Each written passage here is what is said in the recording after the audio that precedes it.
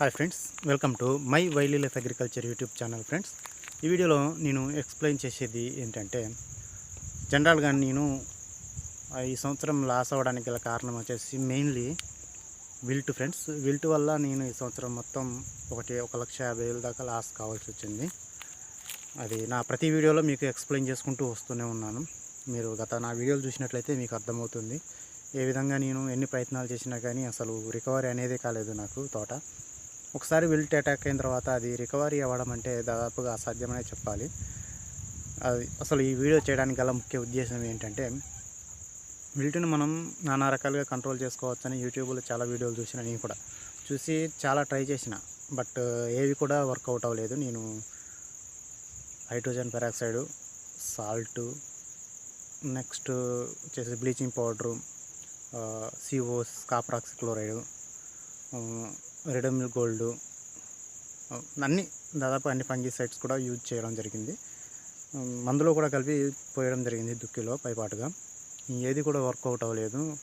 తర్వాత నేను రియలైజ్ అయింది ఏంటంటే ఫ్రెండ్స్, నేను గత ఒక 2 ఇయర్స్ బ్యాక్, నేను అంటే 2 సంవత్సరాల క్రితం నేను ఏం చేసిందంటే, నాకు ఆ టైంలో కూడా అంటే అప్పుడు కూడా 341 సెగ్మెంట్, మెయిన్లీ US 341 వేసి నేను కూడా విత్తనాలు, ఏ విత్తనమైనా కానీ విల్ట్ని తట్టుకోవడం అనేది కష్టమని చెప్పుకోవాలి. విల్ట్ని తట్టుకునే విత్తన రకం దాదాపుగా లేవు ప్రజెంట్ అయితే నాకు తెలిసి. అది ఏదో మార్కెటింగ్ కోసం విల్ట్ని తట్టుకుంటుంది అంటారు, కానీ ఏది కూడా తట్టుకోదు. బొబ్బర్ అంటే బొబ్బర్, నేను గతంలో ఒక వీడియో చేసిన ఫ్రెండ్స్, స్టార్టింగ్లో, అది 3 ఇయర్స్ బ్యాక్. అప్పుడే నేను చెప్పిన రైతుకు ప్రధాన శత్రువులు వచ్చేసి 2 వ్యాధులు. మిరప విషయానికి వచ్చినట్లయితే అవి ఒకటి వచ్చేసి బొబ్బర్ ముడతలు, అది ఏదైనా కానీ మొజాయిక్ వైరస్ అయినా కానీ ఏదైనా కానీ, దప్ప ముడతలు ఒకటి, రెండోది విల్టు. కానీ రాను రాను నాకు అనిపించింది ఏంటంటే, ప్రధాన శత్రువుల లిస్టులో బొబ్బర్ ముడతని తీసేయచ్చు, విల్టుని తీసేయలేము అసలు. మిర్చి లైఫ్ లాంగ్ దాని యొక్క ప్రధాన ఎనిమి వచ్చేసి విల్టుగా చెప్పుకోవచ్చు మనం, వేరుకుళ్ళుడు. ఈ వేరుకుళ్ళుడు బొబ్బర్ని ఏదో రకంగా కంట్రోల్ చేసుకోవచ్చు స్టార్టింగ్. ఇప్పుడైతే ఇంకా ఈజీ బొబ్బర్ని కంట్రోల్ చేయడం అనేది, ఎందుకంటే మనం స్టార్టింగ్ స్టేజ్ నుంచే ఇది మల్చింగ్ షీట్ తోటి సాగు చేసినట్లయితే డ్రిప్ బిందు సేద్య పద్ధతిలో, దాని స్టార్టింగ్ స్టేజ్ నుంచే మనం ఎల్లో షీట్స్ కానీ గమ్ షీట్స్ వారం వచ్చేసి తెల్లదోమని కంట్రోల్ చేసుకోవడం, మనం న్యూట్రియన్స్ సరిగ్గా అందిస్తూనే ఉంటాము. వారం కన్ఫామ్గా దానికి మల్చింగ్ షీట్ తోటి డైరెక్ట్ దాని మొదల దగ్గరనే పడుతుంది న్యూట్రియన్స్ అన్ని. మనం దాదాపుగా బొబ్బర్ని 95% కంట్రోల్ చేసుకోవచ్చు. 95% మనం కంట్రోల్ చేసుకోవచ్చు మీది చిల్లీని మల్చింగ్ షీట్ తోటి సాగు చేసినట్లయితే. అయితే విల్ట్ విషయం వచ్చేసరికి మనకు అసలు కంట్రోల్ కాదు, ఏ విధంగా మనం ఏం చేసినా కానీ కంట్రోల్ కాదు. మరి నేను 2 ఇయర్స్ బ్యాక్ చేసినప్పుడు నాకు ఏ స్టేజ్లో విల్ట్ అటాక్ అయిందంటే చేనులో, అది కూడా అప్పుడు ఒక పక్క నుంచే సెంట్రల్లో 2-3 మొక్కలకు వచ్చింది, కానీ అవి తగ్గిపోయింది. అంటే కంట్రోల్లోకి వచ్చింది. అది ఒకసారి నీళ్ళు పెట్టుకుంటూ ఆఫ్ చేసుకుంటూ అది లేట్ చేయడం వల్ల ఆగిపోయింది. ఒక సైడ్ నుంచి వచ్చినప్పుడు దాన్ని నేను కొంచెం మధ్యలో ఒక భోజనం వదిలేసి తడిగట్టడం, ఆ విధంగా చేసినప్పుడు నాకు ఫ్లవరింగ్ స్టేజ్లో అటాక్ అయింది. 2 ఇయర్స్ బ్యాక్ నేను చెప్పేది, ఈ సంవత్సరానికి కాదు. అప్పుడు నేను కంట్రోల్ చేసుకోగలిగిన, ఏ విధంగా కంట్రోల్ చేసుకున్నా అనేది అది చెప్పడానికి ఈ వీడియో చేస్తున్నా. ఇప్పుడు మనం ఒకసారి చెప్పే సూచన అది ఎక్స్పీరియన్స్ తోటి చెప్తున్నామా మామూలుగా చెప్తున్నామా అనేది ఒకసారి అర్థం చేసుకోండి ఫ్రెండ్స్. నేను నా పర్సనల్ ఎక్స్పీరియన్స్ తోటి నేను చెప్తున్నాను. ఒకసారి మనం చేసే ఫార్మింగ్ అనేది సిస్టమేటిక్గా ఉండాలి. అంటే స్టార్టింగ్ నుంచి ఏదైతే చేస్తుంటామో దాన్ని బట్టి మనం విల్ట్ని కంట్రోల్ చేసుకోగలమా? అసలు దాదాపుగా అయితే విల్ట్ కంట్రోల్ కాదు, కానీ కొన్ని పద్ధతుల ద్వారా దాన్ని నిదానంగా చాలా స్లోగా కంట్రోల్ చేసుకుంటూ రావచ్చు. ఏ విధంగానంటే, ఒక నెల రోజులకు ఒక 10 మొక్కలకు అటాక్ అయ్యేటట్టు, లేకుంటే ఒక 2 నెలలకు ఒక సాలు వరకు వచ్చి అట్లా ఆగే వరకు చేసుకోవచ్చు. అది ఎట్లా కల్టివేషన్ అనేది స్టార్టింగ్ స్టేజ్ నుంచి కొన్ని ముఖ్యమైన పాయింట్స్ చేయడం వల్ల మనం దాన్ని చేయొచ్చు ఆ విధంగా. అది మెయిన్ పాయింట్స్ వచ్చేసి నేను అప్పుడు నాకు పెట్టుబడి పెద్దగా ఏం లేదు ఫ్రెండ్స్. అప్పుడు 2 ఇయర్స్ బ్యాక్ పెట్టుబడి నా దగ్గర అంత బాగా లేని సమయంలో, దానికన్నా ముందు మీకు ఈ విషయం చెప్పాలి. నేను అసలు ఎట్లా దాన్ని కంట్రోల్ చేసుకోగలిగిన, ఈ సంవత్సరం నేను ఎందుకు కంట్రోల్ చేసుకోలేకపోయినా అనే దాని గురించి కూడా వీడియోలో నేను ఇప్పుడు చెప్తా. ఈ సంవత్సరం నాకేమైందంటే, పెట్టుబడి వచ్చేసి కొద్దిగా పుష్కలంగానే ఉంది. అందుకే నేను విచ్చలవిడిగా ఖర్చు, అంటే ఏ మందు ఏ మందు వాడినా కానీ అంటే తెగులు మందులు దేని సజెషన్ చేసినా కానీ ఎవరు చెప్పినా కానీ టప్పున పట్టుకొచ్చి వెంటనే పోయి తెచ్చి మంచిగా పోయడం, మొక్క కింద పోయడం, దుక్కిలో మందులతో పాటు చల్లడం అనేది చేయడం. ఎందుకంటే డబ్బులు కొద్దిగా అందుబాటులో ఉండబట్టి చేయగలిగిన. అంటే 2 years బ్యాక్ నాకు ఆ విధంగా లేదు సిచ్యువేషన్. ఎట్లుందంటే తెచ్చిన పెట్టుబడిలో కొంచెం కూలీలకు, కొంచెం మందులకు ఈ విధంగా అడ్జస్ట్ చేసుకుంటూ కొన్ని మందు బస్తాలు వాళ్ళని వీళ్ళని బతిమిలాడి మందు బస్తాలు తెచ్చుకొని పోసే పరిస్థితి ఉండే అప్పుడు. అంటే ఈ సంవత్సరం కొద్దిగా బెటర్గా ఉండే, చేతిలో డబ్బులు ఉన్నాయి కాబట్టి ఎవరి దగ్గర అంటే అప్పు ఏం చేయకుండా డైరెక్ట్ ఫ్రీక్వెంట్గా ఖర్చు పెట్టడం అనేది జరిగింది. ఆ 2 సంవత్సరాల క్రితం ఏ విధంగా ఉందంటే పరిస్థితి లేవు నా దగ్గర డబ్బులు. అప్పుడు మందు బస్తాలు అంటే గట్టి మందు బస్తాలు ఏది పోద్దామన్నా కానీ ఇంకా దాదాపు అప్పుడు డిఏపి 1250 రూపాయలు, 1200, 1150 అట్లా నడిచింది.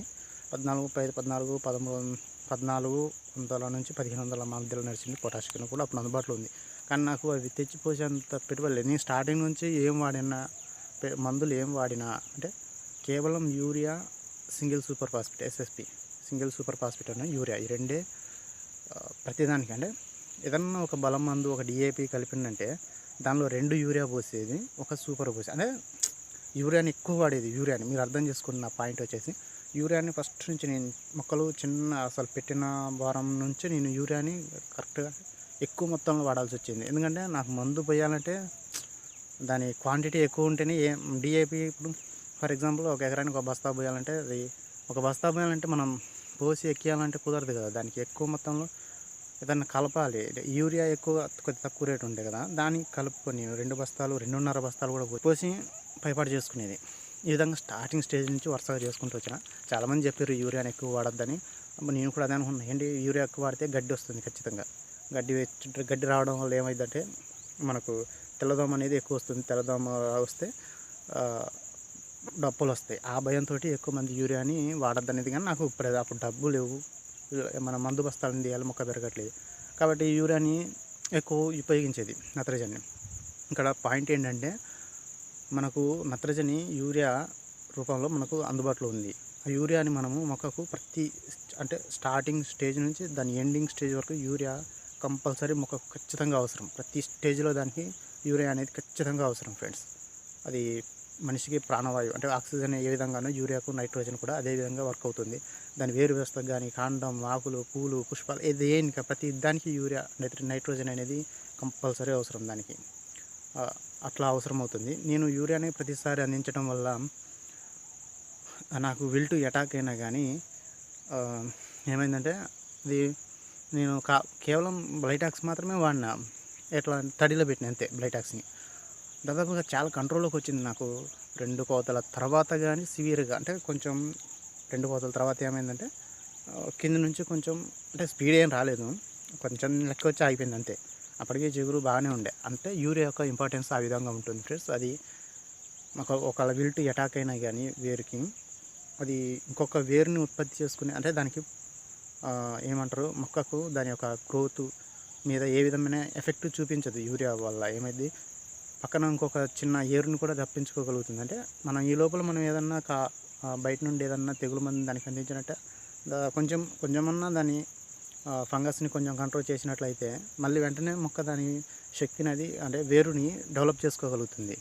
ఆ విధంగా మనకు ఇప్పుడు ఫర్ ఎగ్జాంపుల్గా ఇక్కడ విల్టు ఈ మొక్క వచ్చిందంటే దాని చుట్టుపక్కల ఆల్రెడీ స్ప్రెడ్ అయి ఉంటుందని అందరికీ తెలుసు. మనం యూరియాని ఎక్కువ వాడడం వల్ల ఇప్పుడు దీనికి వచ్చినప్పుడు మనం ఫంగిసైడ్ని వదులుకుంటాం నీళ్ళల్లో కానీ లేదా తడిలో ఎట్లయినా ఏదో రకంగా వదులుకుంటాం. అప్పుడు చుట్టుపక్కల వచ్చిన దానికి అది పూర్తిగా డ్యామేజ్ కాలేదు కదా మనకు.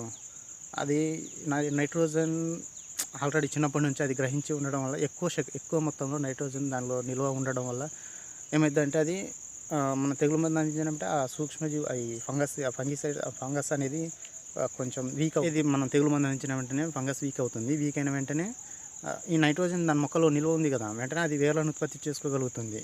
ఈ విధంగా మనకు అది వీటిని కంట్రోల్ చేసుకోగలిగింది. అంటే నేను అప్పుడు ఆ విధంగా యూరియాని ఎక్కువ మొత్తంలో యూరియాను సింగిల్ సూపర్ ఫాస్ఫేట్ ఎక్కువ వాడడం వల్ల యూరియా మెయిన్ నైట్రోజన్ ఎక్కువ వాడడం వల్ల నాకు విల్టు కేవలం కాపర్ ఆక్సీ క్లోరైడ్ తోటే అంటే బ్లైటాక్స్ తోటే కంట్రోల్లోకి వచ్చింది. కానీ ఇప్పుడు నేను యూరియాని ఎక్కువ వాడలేదు. ఎందుకంటే నా దగ్గర కొద్దిగా నేను చెప్పాను కదా కొద్దిగా ఈ సంవత్సరం కొద్దిగా డబ్బులు అడ్జస్ట్మెంట్ కొద్దిగా బాగుండడం వల్ల నేను పెద్ద మందుల వైపే చూసిన, లైక్ డిఏపిగా.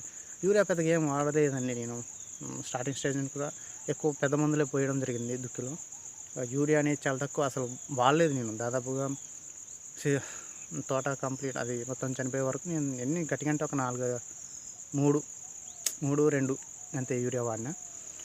మెయిన్ దోమ వస్తుందని ఆ ఉద్దేశంతో వాడకుండా ఉండడం వల్ల నాకు ఏ మందుని అందించినా కానీ మొక్కలు అనేది వీటిని కంట్రోల్ చేసుకోలేకపోయినాయి. నేను నా అనుభవం ప్రకారం చెప్పేది ఏంటంటే నత్రజన్ని ఎక్కువ వాడుకోవడం అనేది మిర్చిలో ఎంతైనా అవసరం ఉంది ఫ్రెండ్స్. నైట్రోజన్ని మనం సరిగ్గా నైట్రోజన్ని కొంచెం ఎక్కువనే మిర్చికి అందించుకుంటూ విల్టు లాంటిది ఏదైనా అటాక్ అయినామంటే గమనించిన వెంటనే మనం వేరే తెగులు మందులు కానీ అందించినట్లయితే అది కంట్రోల్లోకి వస్తుందని నేను అనుకుంటున్నాను. అంటే నా ఎక్స్పీరియన్స్ తోటి నేను అర్థం చేసుకునేది మాత్రం అదే ఫ్రెండ్స్. ఒకవేళ మీకు వీడియోలో ఇన్ఫర్మేషను అంటే ఇది నేను చెప్పింది నిజమే అనిపించినట్లయితే మీరు సరే నిజమో అబద్ధమో ఒక ఇన్ఫర్మేషన్ ఒక ఏమంటారు, ఒక మంచో చెడో కానీ తెలుసుకున్నప్పుడు కొద్దిగా అంటే ఆలోచించండి. మీరు కూడా ఆలోచన చేసి సరే ఏదైతే ఏమైంది కానీ వీడియో మీకు నచ్చినట్లయితే లైక్ చేయండి ఫ్రెండ్స్, కామెంట్ చేయండి. Thank you for watching this video. Thank you.